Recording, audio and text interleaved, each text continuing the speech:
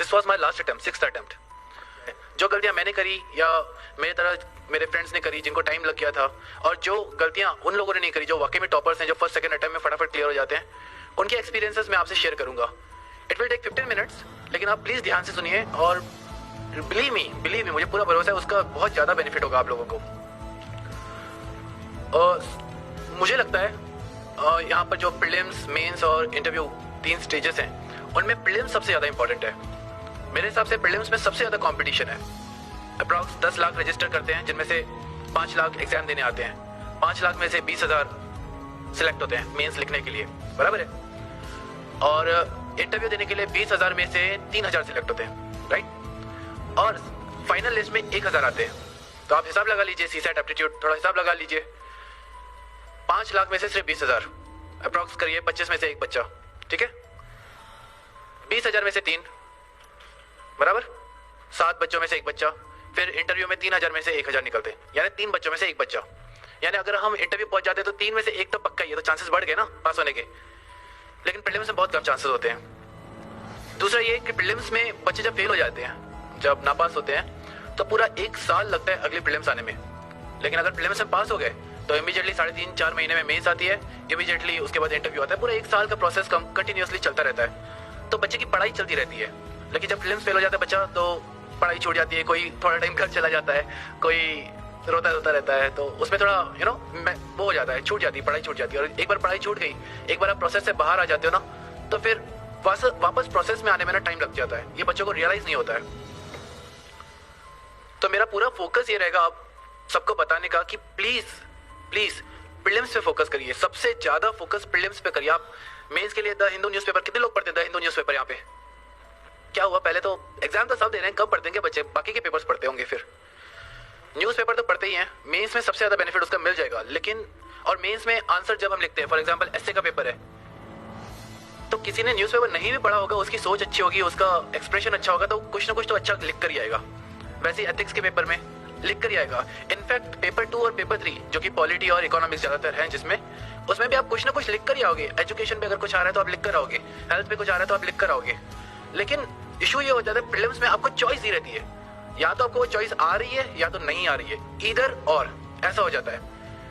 तो वहां पर डिफिकल्टी बढ़ जाती है। बच्चों को लगता है कि प्रीलिम्स ज्यादा इजी है, मेंस ज्यादा डिफिकल्ट है। राइटिंग प्रैक्टिस करते हैं, लेकिन प्रीलिम्स क्लियर ही नहीं होगा तो क्या कर लोगे उस राइटिंग प्रैक्टिस का, है कि नहीं? तो इसीलिए पूरा फोकस सबसे पहले आप प्रीलिम्स पे लगाइए। It won't take more than 4.5 months, 4.5-5 महीने से ज्यादा नहीं लगता है। सर आपको डेफिनेटली बताया होगा सर ने इस क्लासेस में। लेकिन वो जरूरी है पहले करें ताकि हम एक सिक्योर हो जाए कि हम हाँ पक्का प्रीलिम्स पास हो रहे हैं और पक्का मेंस लिख रहे हैं, ठीक है। प्रीलिम्स में 2 चीजें बहुत ज्यादा मायने रखेगी। कुछ 5 सब्जेक्ट्स हैं, उनको अगर हम अच्छे से करें, और दूसरा टेस्ट सीरीज, उनको हम अच्छे से करें।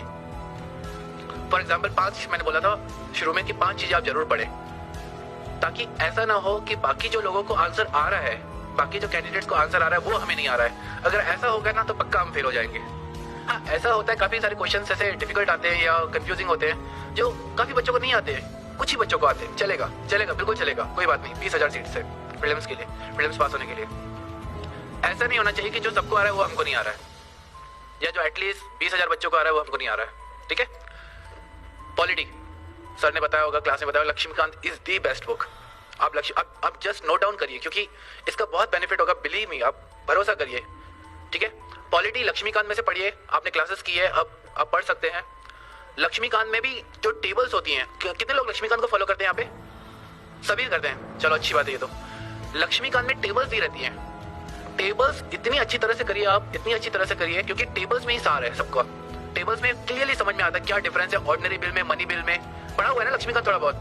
हाँ पढ़ा है ना, एग्जाम्पल समझ में आएंगे ऑर्डिनरी बिल, मनी बिल अगर मैं दूंगा तो। टेबल्स रहती है लक्ष्मीकांत में, उसमें सब समझ में आ जाएगा। उनको बहुत अच्छे से फोकस करिए, लक्ष्मीकांत को कवर टू कवर अच्छे से पढ़िए। देखिए प्रीलिम्स में 18 क्वेश्चन, 100 में से 18 क्वेश्चन अगर पॉलिटी में से आ रहे हैं, कितना हुआ? 18%, अराउंड 1/5, बराबर है कि नहीं? अगर वो 18 क्वेश्चन मैं बुक में से पढ़ के 18 के 18 सॉल्व कर सकता हूं, तो इससे बेहतर क्या हो सकता है? हम सारा साल न्यूज़पेपर पढ़ते रहेंगे, करंट अफेयर्स पढ़ते रहेंगे, इंपॉर्टेंट है, लेकिन उनमें से जो क्वेश्चंस आएंगे, आपने इतना सारा पढ़ लिया, रिवाइज एकदम कम किया है, तो सॉल्व नहीं कर पाते। लेकिन लक्ष्मीकांत एक बुक है, उसको बार बार पढ़ने से क्वेश्चंस हम डेफिनेटली सॉल्व कर सकते हैं। आप आपको अगर यकीन नहीं हो रहा होगा मेरी बातों का, तो आप घर पे जाकर पास्ट ईयर क्वेश्चंस चेक करिएगा और फाइंड आउट करिएगा कि ये लक्ष्मीकांत में कहाँ पर है, आपको डेफिनेटली मिलेगा। ठीक है, उसके बाद आता है मॉडर्न हिस्ट्री। मॉडर्न हिस्ट्री के लिए स्पेक्ट्रम की बुक अच्छी है, एनसीईआरटी अच्छी है, कोई भी पढ़िए। मैं प्रेफर करता था मॉडर्न हिस्ट्री के लिए Spectrum by Rajiv Ahir, IPS officer.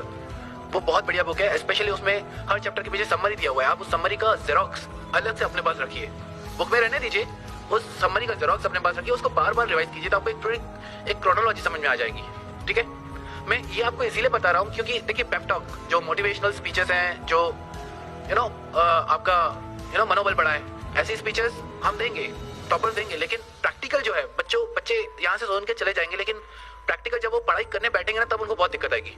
तो इसीलिए मैं आपको डायरेक्टली वही बता रहा हूँ जो आपको इस एग्जाम में सबसे ज्यादा फायदा देगा। ठीक है, मॉडर्न हिस्ट्री के लिए आप स्पेक्ट्रम करें, मेरे हिसाब से वो बहुत अच्छी है। अगर 7-8 क्वेश्चन आते हैं तो डेफिनेटली 6-8 में से 6 उसमें से हो ही जाएंगे अच्छे से पढ़े तो। ओके, फिर आता है एनवायरमेंट। एनवायरमेंट के लिए 12th क्लास की बायोलॉजी की एनसीईआरटी जो है उसका एक सेक्शन है इकोलॉजी, वो करें। अगर वो नहीं करना है लोगों को तो आईसीएसई की 9th और 10th की किताब आती है, वो करें। इन दोनों में से कोई भी कर लिया, एटलीस्ट बेसिक एनवायरमेंट अच्छे से होगा। ठीक है, उसके अलावा करंट्स आता है, आपको वो न्यूज़पेपर में से करना पड़ेगा। 4th geography.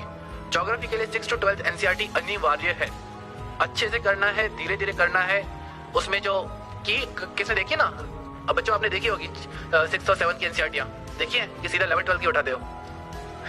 6th और 7th की उसमें वो बंटी बबलू वो कार्टून फिगर्स रहते हैं, वो क्वेश्चन पूछते हैं, कभी उन क्वेश्चंस पे ध्यान देना, वो क्वेश्चंस बहुत इंपॉर्टेंट रहते हैं। वो आपकी एक थॉट प्रोसेस डेवलप करेंगे कि यार ये क्वेश्चन हमने क्यों नहीं सोचा, पर वो आपको सोच के दे रहे हैं ताकि आप उस पर सोचें और फिर आंसर निकालें। और आप बिलीव नहीं करोगे, आप क्वेश्चन देखोगे ना यूपीएससी में, उनमें से क्वेश्चन है, आप बिलीव नहीं करो, आप एक बार चेक तो करिए जाकर। ठीक है, तो ज्योग्राफी की 6 to 12 एनसीईआरटी जरूर करेंगे, यानी जरूर करेंगे। ठीक है, मैपिंग पे ध्यान देंगे आप। मैपिंग पे आजकल 8 क्वेश्चन आ रहे हैं, 8 क्वेश्चन बहुत मायने रखते हैं। और मैपिंग एक बार पढ़ा हुआ है तो इमीडिएटली अगर याद आ गया एशिया में सीरिया कहाँ पर है, म्यांमार कहाँ पर है, कैसे जुड़े हुए हैं, ठीक है, स्पेशली एशिया का मैप, तो फटाफट क्वेश्चन सॉल्व हो जाएंगे। तो मैपिंग एशिया पर ज्यादा फोकस करेंगे, India as well as Asia. ठीक है, के सिद्धार्था की बुक आती है वर्ल्ड मैप पे और प्रेम पटेल की बुक आती है इंडियन मैप्स पे, वो आप रेफर कर सकते हैं, मैपिंग ईजी हो जाएगी। ठीक है, 5वां इकोनॉमिक्स। इकोनॉमिक्स में शंकर गणेश IRS ऑफिसर है, उनकी बुक है। स्पेशली जो इंजीनियरिंग बैकग्राउंड से नहीं है उनके लिए शंकर गणेश बहुत अच्छी है। जो इंजीनियरिंग बैकग्राउंड से है मैं उनको कहूँगा mrinal.org पे वीडियोस है, या सर की क्लास में बढ़िया हो जाता है, कहीं पर भी आप पढ़िए। इकोनॉमिक्स बहुत इंपॉर्टेंट है, इकोनॉमिक्स में से काफी क्वेश्चन आते हैं, 15 क्वेश्चन आ जाते हैं। तो मैंने क्या सब्जेक्ट बताया, मैंने 5 सब्जेक्ट्स बताया आपको, polity, history, economics, environment and geography. कुछ भी हो जाए आप पहले ये 5 सब्जेक्ट अपने हाथ में रखिए, ये बेसिक सब्जेक्ट है।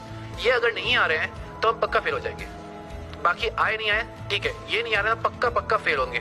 तो ये 5 सब्जेक्ट अच्छे से करिए। मैंने आपको बुक्स बताई है, मैंने आपको ये भी बताया कि उन बुक्स को कैसे पढ़ें। पॉलिटी में टेबल्स पे ज्यादा ध्यान दें, हिस्ट्री में स्पेक्ट्रम पे ज्यादा ध्यान दें, ज्योग्राफी में वो जो क्वेश्चन है उन पे ज्यादा ध्यान दें। ठीक है, ये पहला रूल। दूसरा रूल है टेस्ट सीरीज।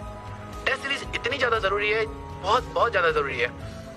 काफी बार हम ओवर कॉन्फिडेंट हो जाते हैं या फियरफुल हो जाते हैं। ऑस्ट्रिच देखा, ऑस्ट्रिच एक बर्ड रहता है, ऑस्ट्रिच चलता है, लेकिन अगर उसके सामने कुछ भी बड़ा जानवर आ गया जिससे उसको खतरा है तो आपने वो मुंडी, क्या बोलते हैं, छचिंदर, क्या बोलते हैं उसे, चित्रमुर्ग, क्या बोलते हैं सर हिंदी में ऑस्ट्रिच को, चित्रमुर्ग, हाँ वो, हाँ वही, वो मुंडी घुसा देता है, डर, ये डर गया अंदर। ऐसा नहीं करना है, ये जनरली बच्चों में मैंने देखा है, मुझ में भी था, बिलीव मी। टेस्ट कब देना है यार, एक बार पूरा बुक कंप्लीट हो जाए, एक बार पढ़ लो उसके बाद टेस्ट देना है।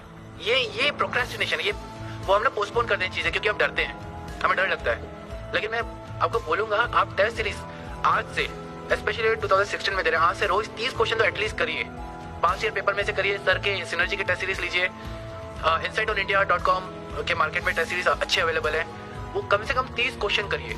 30 क्वेश्चन रोज करोगे ना तो समझ में आ जाएगा कि गलती कहाँ पर हो रही है, और जमीन पे रहेंगे, हवा में उड़ जाएंगे। नहीं तो यार पॉलिटी लक्ष्मीकांत पूरा बुक हो गया, 2 बार 3 बार हो गया यार, हो गया बस मेरा। तेरा कितनी बार हुआ यार, मैं तो कंप्लीट नहीं हुआ है।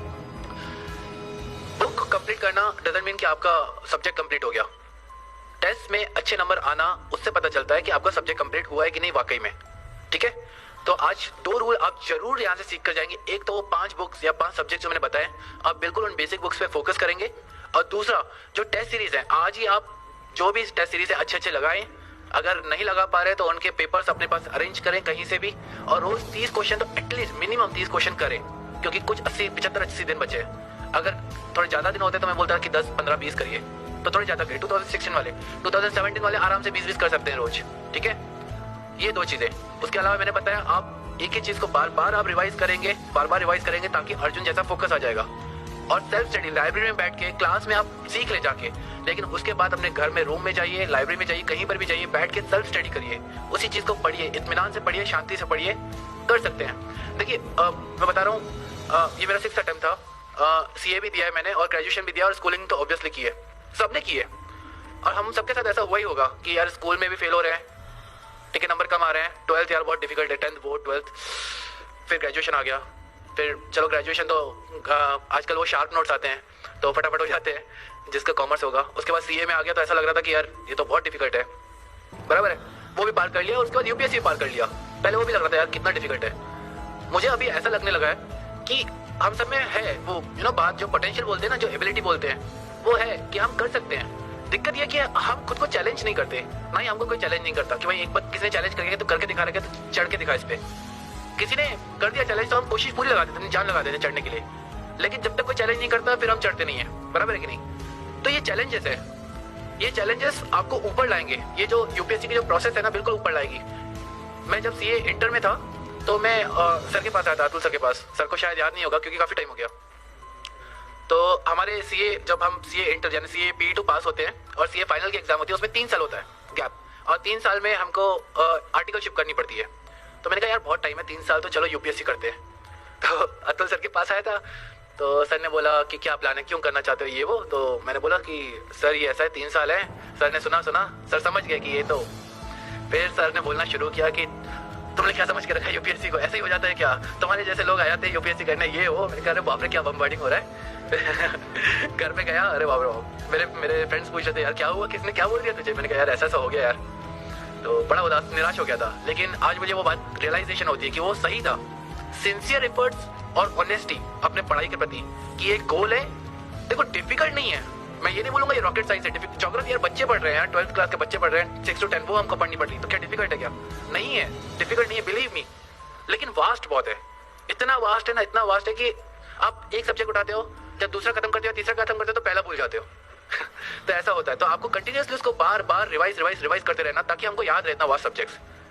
तो आराम से बैठ के लाइब्रेरी में सेल्फ स्टडी करेंगे, बार बार रिवाइज करेंगे और छोड़ेंगे नहीं।